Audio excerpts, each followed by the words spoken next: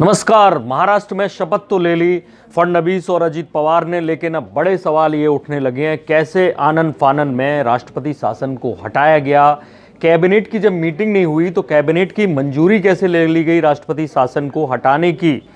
कैसे राज्यपाल संतुष्ट हो गए कि बहुमत है फडणवीस और अजीत पवार के पास। क्या विधायकों के साइन की लेटर सौंपा गया राज्यपाल को, और वो भी खास तौर पे क्योंकि बीजेपी का तो मिल जाएगा। अजीत पवार ने क्या वाकई में वही किया जो दावा किया है नवाब मलिक ने, कि जो लेटर साइंड था, बेसिकली वो लेटर अटेंडेंस के लिए साइन किया गया था विधायकों का, उसको इस्तेमाल किया गया है।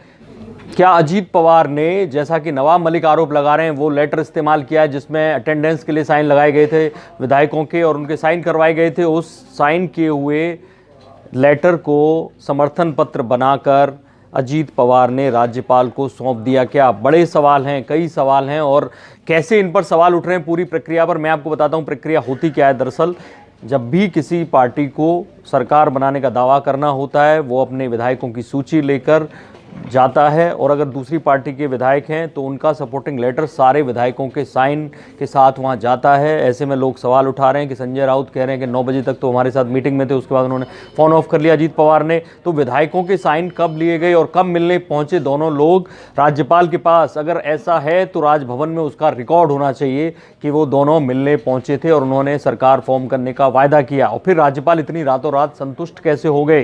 राज्यपाल ने रात ही रात में सारे विधायकों का कंफर्मेशन और संतुष्टि ले ली कि हाँ सरकार बन जाएगी, इस पर सवाल है। और उसके बाद वो रिपोर्ट जाती है होम मिनिस्ट्री को। क्या होम मिनिस्ट्री के अधिकारी रात में पहले से इंतजार कर रहे थे कि राज्यपाल की तरफ से कोई लेटर आएगा राष्ट्रपति शासन खत्म करने का। उसके बाद होम मिनिस्ट्री से रात में, आप सोचिए इस सब में प्रोसेस लगता है, चले भले ही मेल हो जाता है, फैक्स हो जाता है, लेकिन फिर वो राष्ट्रपति भवन गया। सुबह 5:47 पे राजभवन से राज्यपाल एक नोटिफिकेशन जारी करते हैं कि राष्ट्रपति शासन खत्म कर दिया गया है। उसके बाद गृह सचिव, जो केंद्रीय गृह सचिव है अजय भल्ला, उनका एक 3 लाइन का नोटिफिकेशन आता है कि राष्ट्रपति रामनाथ कोविंद ने राष्ट्रपति शासन 23 नवंबर से खत्म कर दिया है। 12 नवंबर से लगा हुआ था महाराष्ट्र में।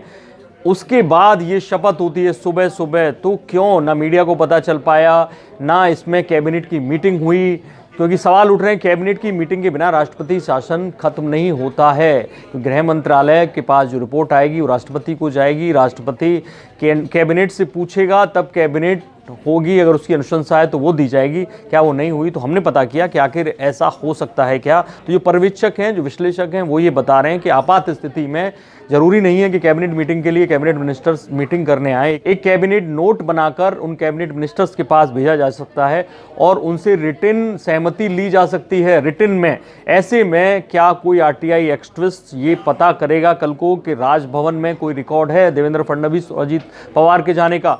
क्या कोई ऐसा रिकॉर्ड है कि कैबिनेट के जो साइन किए हुए कैबिनेट मंत्रियों के जो कंसेंट लेटर्स हैं कि कैबिनेट नोट पर उन्होंने राष्ट्रपति शासन हटाने के लिए साइन किए थे?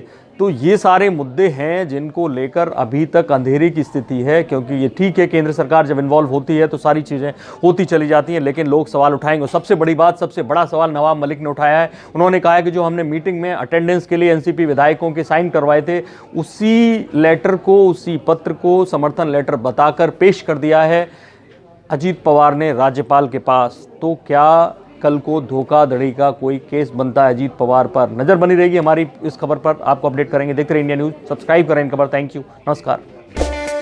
इन खबर चैनल को सब्सक्राइब करें और बेल आइकन दबाना ना भूलें।